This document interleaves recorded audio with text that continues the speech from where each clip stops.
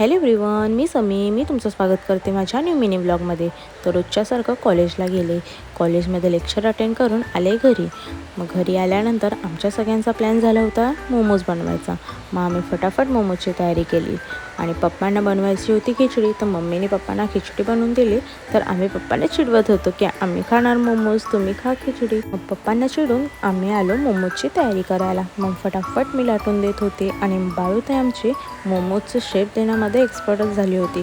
तिला वाटत होतं की मी खूप मोठी शेफ आहे, की बघा मी किती छान मोमोज हे करते. पण खरंच तिने खूप छान असे शेप दिले होते.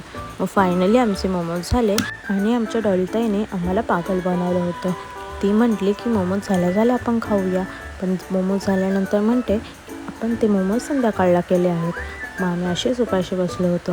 मग त्यानंतर फायनली दीदीने आम्हाला मोमोज दिले आणि खरंच मोमोज खूप सुंदर झाले होते. आणि घरी आला होता माझा होणारा जिजू, म्हणजे माझा आत्याचा मुलगा.